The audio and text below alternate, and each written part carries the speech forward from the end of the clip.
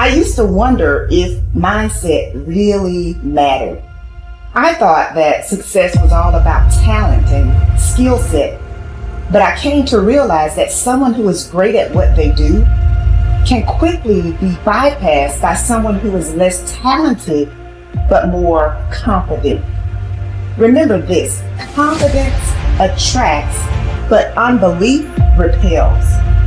So if you have a mindset that you are average or that you never get great opportunities, without realizing it, you are creating your reality. Many of the people you look up to, they are not super smart or super talented. You are just as smart and talented as they are. They just latched onto their dream and developed the mental fortitude necessary to keep going when they were feeling the frustration that you might be feeling right now.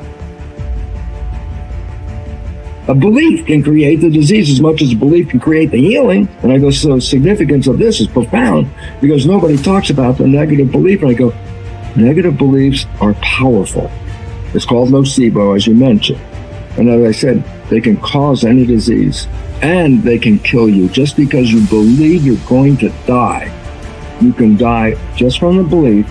We always have to update our versions about reality because it's the only way that we adapt. Don't believe everything you've read or heard. It just may not be the truth. There's always a greater truth that you and I can begin to investigate. Surely someone in eternity has had similar problems as you and I and have gotten beyond it. Yes or no? So study that person. You want to be wealthy? Study wealthy people. Don't just have some panacea that you're just going to get wealthy. Read about wealthy people and find out that they lost everything and failed miserably 20, 50 times. But what they had as a characteristic, a quality in their personality is they were persistent and they kept changing and they kept forgiving and letting go of the past and kept going. And sooner or later they ran into it, and when they had all the money they wanted, it was never about the money. It was just about that they could prove to themselves that they can do it. Stop rationalizing. Stop making excuses. Stop giving yourself little watered down assessments of where you're really at. Tell yourself the truth. Are you making yourself better? Or are you making yourself worse? Are you moving forward or are you moving back? Anything that you have that you feel is a negative, it doesn't matter. Anything you feel it's a positive, it doesn't matter. We're still the ones that make the decisions, and we're the ones that move the needle because no one's doing it for us. We want to change the world, we decide we're going to change. We want to change the economy in our home, we have to decide.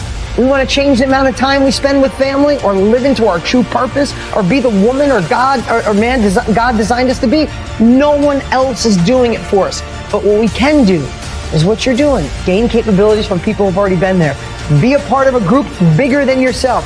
You already got the capabilities. You're already a part of a group bigger than yourself. You already got the support of this amazing family.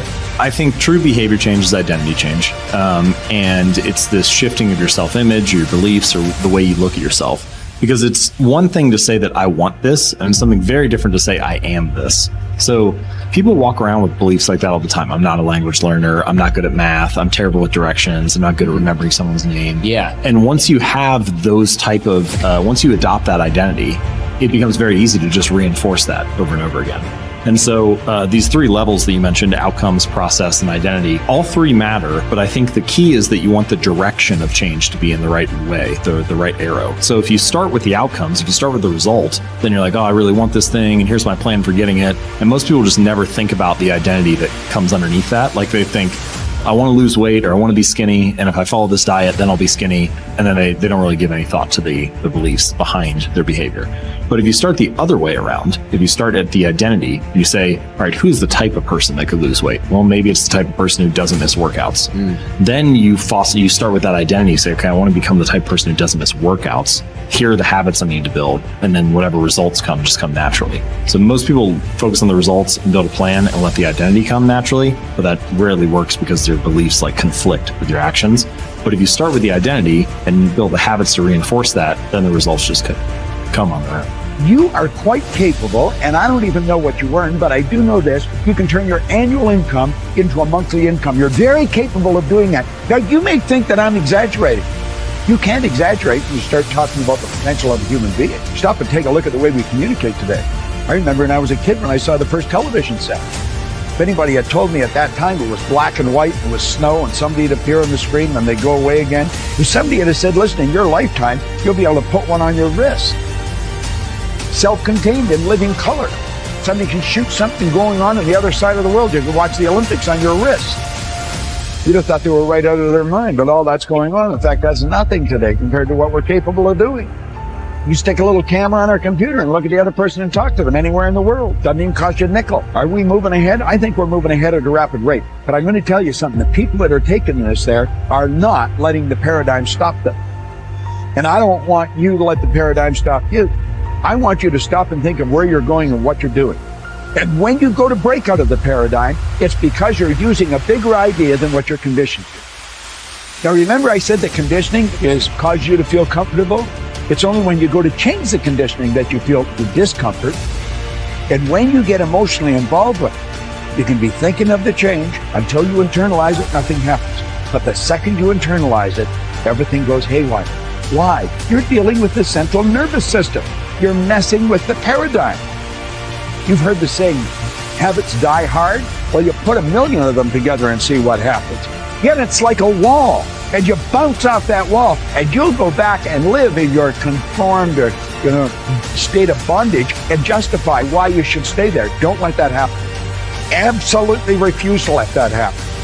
If you've got an inspiration to move, to quit your job, to start a business, whatever you want to do, step out and do it. I mentioned in another series that God's gift to us was more talent and ability than we'll ever hope to use in our lifetime. And our gift to God is to develop as much of that talent and ability as we can in this lifetime. The future belongs to the risk takers, not the security seekers. Life is perverse in the sense that the more you seek security, the less of it you have. But the more you seek opportunity, the more likely it is that you will achieve the security that you desire. Whenever you feel fear or anxiety, and you need to bolster your courage to persist in the face of obstacles and setbacks, switch your attention to your goals. Create a clear mental picture of the person that you would like to be, performing the way you would like to perform. There is nothing wrong with thoughts of fear as long as you temper them with thoughts of courage and self-reliance. Whatever you dwell upon grows, so be careful. And this brings us to a very important mental principle called the law of accumulation. The application of this law is a fundamental reason for success in every field, including yours. This law says that every great life or great career is an accumulation of hundreds and perhaps thousands of efforts that nobody ever sees or appreciates. Great success is the result of countless hours, maybe even months and years, of preparation and hard work toward the goal of becoming very good at what you are doing. This law of accumulation says that life is very much like a balance sheet with both credits and debits. Every time you do something positive to enhance your abilities and to improve your life, you get a credit on the credit side of your ledger. Each time you waste your time or neglect to take advantage of an opportunity to learn and grow, you get a debit on the debit side of your ledger.